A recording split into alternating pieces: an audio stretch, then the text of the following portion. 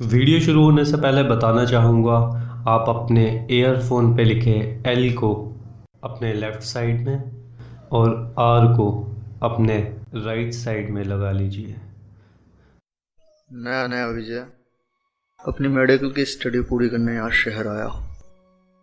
आज पहला ही दिन था हॉस्टल में कि पहले ही दिन कॉलेज के कुछ सीनियर्स ने सभी न्यू स्टूडेंट्स को कॉलेज की छत पे बुलाया। तो विजय को भी समझने में देर नहीं लगी कि ऊपर क्या होगा।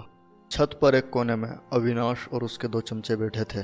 अविनाश कॉलेज का एक सीनियर स्टूडेंट तो था ही साथ वहाँ के एमएलए का छोटा भाई भी था। अविनाश ने सभी को एक लाइन में खड़ा करके बोला, हाँ बच्चों, अब ये बताओ भाई, तुम में से अच्छा कौन नाचता है। कोई भी कुछ नहीं बोला कि तभी अविनाश की नज़र विजय पे पड़ी। विजय एक कोने में खड़ा अविनाश को देख ही रहा था कि तभी अविनाश ने विजय को आगे बुलाया और बोला, अबे ओ धरती पे बोझ, नाम क्या है बे तेरा? विजय। विजय बस उसे घूर ही रहा था। तो विजय सर, अपने कपड़े उतारने का तकल्लुफ तुम खुद करोगे या ये जहमत हम ही करें? क्यों बे, कम सुनाई देता है क्या तुझे? और दोबारा कहने पर भी विजय उसे घूरता रहा। तो अब बात अविनाश की इज्जत पर बनाई। अविनाश, जिसका दबदबा पूरे कॉलेज में था, उसकी बात एक जूनियर स्टूडेंट ने काट दी थी। क्यों बे साले? अविनाश ने भी ना आओ देखा ना ताओ देखा, सीधा विजय को मारना शुरू कर दिया। समझ में नहीं आ रही? विजय काफी लहूलुहान हो चुका था। जब अविनाश विजय को मारपीट के थक गया तो उस पर थूकता हुआ अपने कमरे में चला गया। विजय की हालत बहुत बुरी हो चुकी थी। विजय उठा और लड़खड़ाते हुए अपने कमरे में चला गया और अपनी चोटों पर मलहम लगाकर जब उसे थोड़ी राहत मिली तो विजय ने आज जो कुछ हुआ उसे अपनी एक डायरी में लिखना शुरू किया। ये डायरी विजय के लिए काफ़ी ज़रूरी थी क्योंकि आज से करीब 8 साल पहले अरुण, जो कि विजय का बड़ा भाई था, उसने विजय को ये डायरी गिफ्ट की थी। और ये बस आखिरी याद थी विजय के पास उसके भाई की, क्योंकि आज से करीब 8 साल पहले अरुण की मौत हो चुकी थी। और शायद इस डायरी में लिखने का एहसास उसे ऐसा लगता था जैसे वो आज भी अपने भाई से बात कर पा रहा हो। और सारी बातें लिखकर विजय डायरी अपने सिरहाने रखकर सो गया।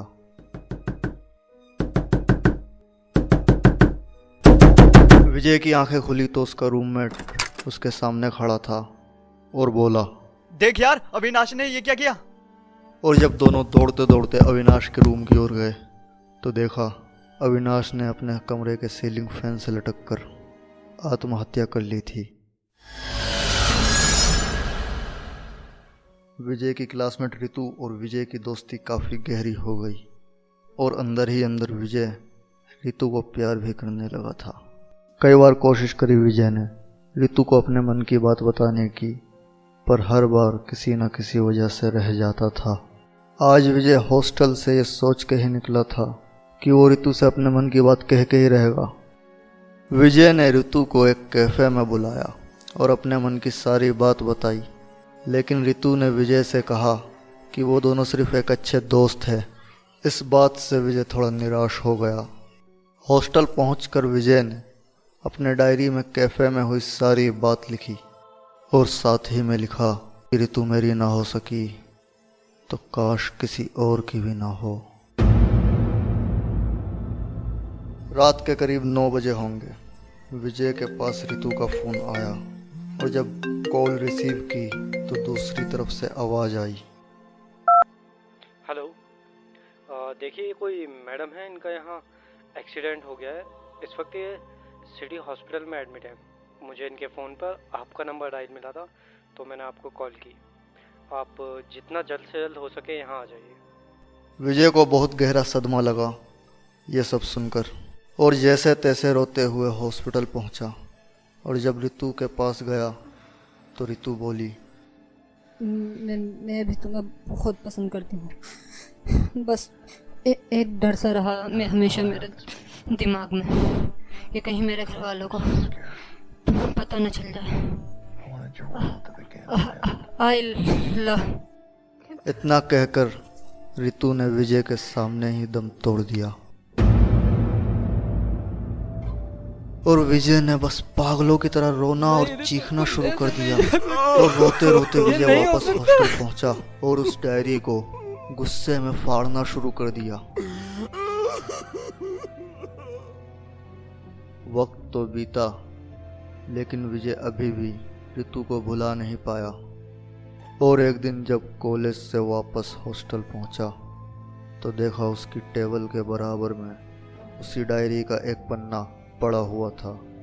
उसने वो पन्ना उठाया और कुछ पल उसे देखकर लिखना शुरू किया। अब इस दुनिया में कुछ भी जीने लायक नहीं रहा। ऋतु की मौत के बाद मैं काफ़ी अकेला पड़ गया। काश मैं भी अपने भाई अरुण और ऋतु के पास जा सकता।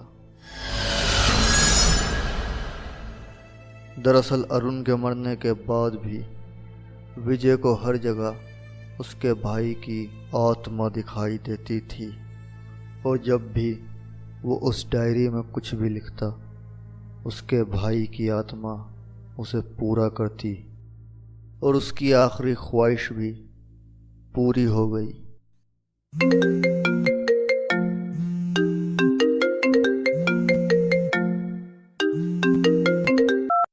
हेलो। हेलो, कौन? सर, मैं विजय के कॉलेज से बोल रहा हूँ। आपको एक बात बतानी थी। 2 मिनट बात हो सकती है आपसे? हाँ जी, बोलिए। देखिए सर, विजय हमारा एक ब्राइट स्टूडेंट तो था ही, और साथ ही साथ वो बहुत होनहार बच्चा था कॉलेज का। लेकिन आज दुर्घटनावश किसी कारण उसकी मौत हो गई, और अब विजय हमारे बीच नहीं रहा।